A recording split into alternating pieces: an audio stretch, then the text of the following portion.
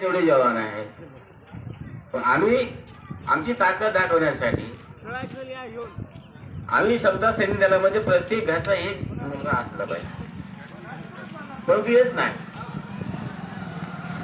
उद्या 14 तारखेला नामांतर विस्तार दिन आहे. नामांतर विस्तार दिनाच्या दिवशी नांदेड येथे समता सैन्याचं शिबिर आहे आणि त्या दिवशी जास्तीत जास्त सैनिकांनी त्या ठिकाणी भाग घ्यावा. एका दिवसात शिबिर आहे तर आपण नायगाव तालुक्यात किमान 25 तरी मुलं, फक्त मुलांचं आहे, महिलांचं नाही, कारण महिला विभाग वेगळा झालाय, त्यामुळे महिला विभाग ते त्यांच्या पद्धतीने ते घेणार आहेत. फक्त उद्या मुलांचं 18 ते 25 वर्षाचं मुलं किंवा जे पोलीसमध्ये होते, मिलिटरीमध्ये होते, ते रिटायर झाले, त्यांना सुद्धा आपल्याला समजा सैन्यामध्ये सामील करून घ्यायचे.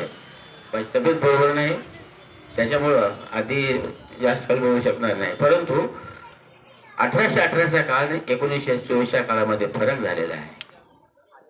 ती परिस्थिती आज नाही आहे.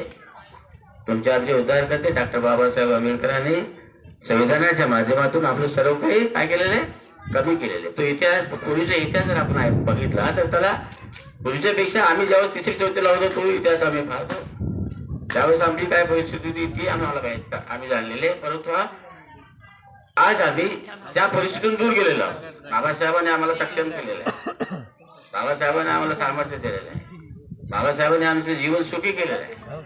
पण बाबासाहेबांनी आम्हाला जे काही दिलेलं आहे ते जीवन ठेवण्याचं काम तुमचं. पहिल्या प्रथम आम्ही एक झालं पाहिजे. आमच्यातले सर्व काही मतभेद आहेत, आपण तथागत भगवान बुद्धाचा मार्ग स्वीकारलेला आहे. समता, स्वातंत्र्य, बंधुत्व हे आणि न्याय हे आमचं तत्व आहे.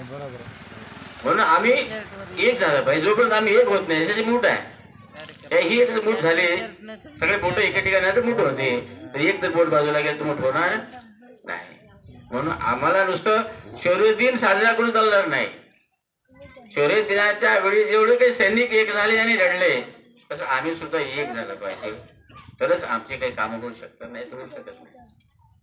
पण शौर्य दिनाच्या दिवशी मी आपल्या सर्वांना या ठिकाणी हार्दिक शुभेच्छा देतो. याच ठिकाणी थांबतो. मला बोललं त्याबद्दल आपल्याप्रती मंगलकामना व्यक्त करतो आणि याच ठिकाणी थांबतो. नमो बुद्धाय. जय हिंद.